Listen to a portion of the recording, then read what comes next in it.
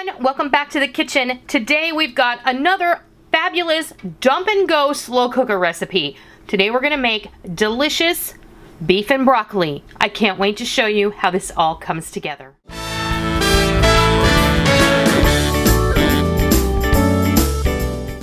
Now, before you all go, beef and broccoli is a stir fry recipe and the whole purpose of it is to cook it quickly on a high heat. Yeah. In a traditional fashion, that is true. But we're all busy. And sometimes you just don't want to think about dinner.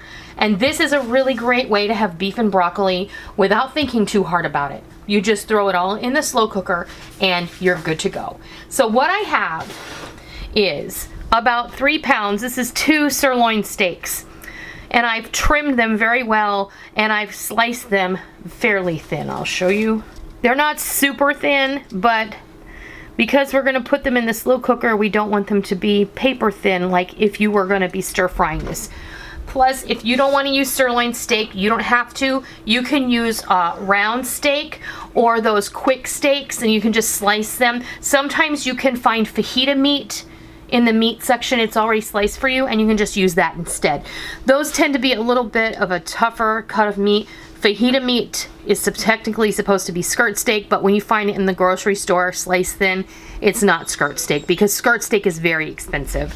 So we're gonna build our sauce. I have a cup of beef stock. You can just use a can of beef broth here. I have a cup or so of oyster sauce. I buy my Asian style ingredients at the Asian market. They're much cheaper and they're better quality. So a big bottle of oyster sauce is like a couple of bucks and it lasts forever in your fridge. So a cup of that. I have about a half a cup of loosely packed brown sugar, a quarter of a cup of soy sauce, a tablespoon or less if you prefer of sesame oil.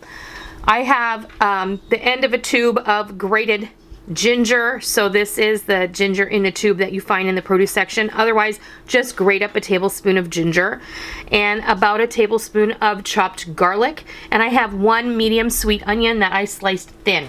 So this is super simple.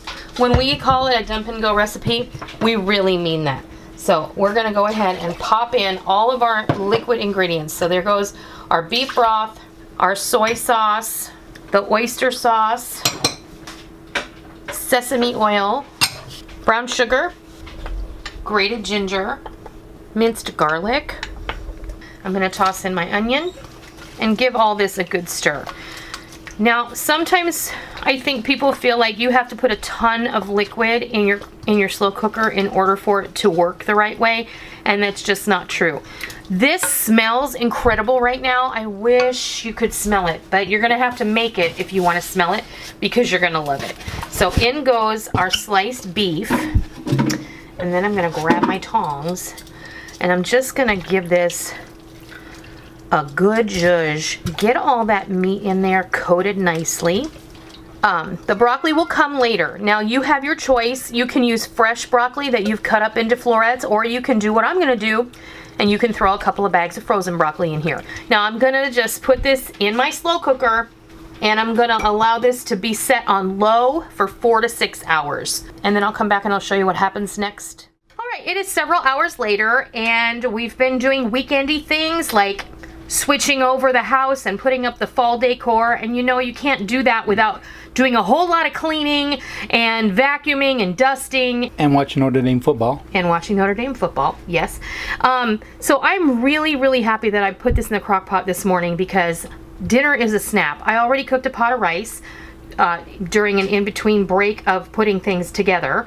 And now we're gonna finish this up. So you will notice that I put some mushrooms in here. I had a 1 pound container of fresh baby bellas. I went ahead and washed and sliced. I tossed them in at the beginning. You can hardly see them, but they're gonna be a great addition. You don't have to put mushrooms if you don't want to, no bigs. So what I'm gonna do now is, first, I'm gonna add some frozen broccoli. And I'm gonna eyeball it. I have a 2 pound bag here. You can see the meat is super tender and it's breaking apart, but that is fine with me. And there's just a little bit left in this bag, so I'm just gonna go ahead and use it. You can adjust this for however many people you are serving, and we'll just go from there. So we're gonna turn that on high. It won't take any time at all for this to come back to a simmer, but in the meantime, we're going to make a slurry with equal parts of cornstarch and water.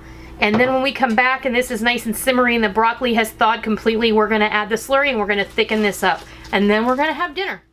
Okay, our broccoli has come and thawed out, and you will notice that the meat has broken up, and that's gonna happen if you want your steak to be in whole pieces. Just cook it for less time. Equal parts of cornstarch and water, and what I have here is a 1/4 cup of each. So my crock pot is not really cooperating right now. I'm waiting for it to come up to a simmer.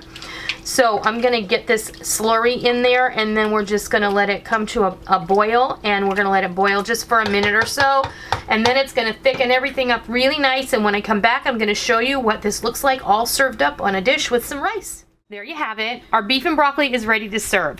My slow cooker was stubborn today. Well, I have to say, it was mostly my fault, but time got away from me. I let my steak cook a little bit too long, so as you can see, it has broken up as if it were very slow cooked beef stew. But you know what? That just doesn't affect the delicious flavor. This smells amazing. Once my biggest mistake, and don't make the same mistake I made.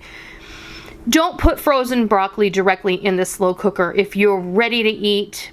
Go ahead and heat it up in the microwave or steam it on the stove, and then go ahead and pop it in there before you thicken it with your slurry. That way it won't take as long for your vessel to come back to heat.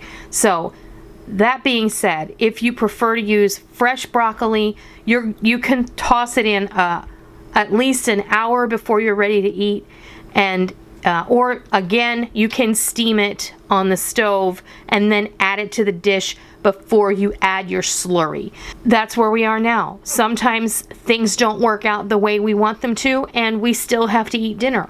But I'm pretty sure this is still gonna be just as delicious, and I'm gonna have Rick give it a taste just so you guys know that it's delicious. So we've got just some steamed rice.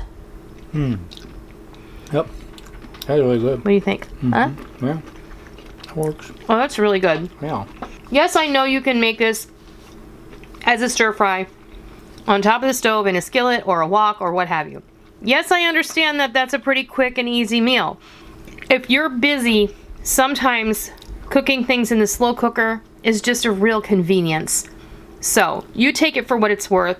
If you want to give this a try, I say go for it because it's really delicious. If you prefer to make yours on top of the stove in a wok, you go for that too. It's awesome either way. So this is just another option that you can put in your arsenal that will help you in your busy life. So I hope you give this slow cooker beef and broccoli a try because it's really, really good. And I hope that you love it. And until next time, I'll see ya.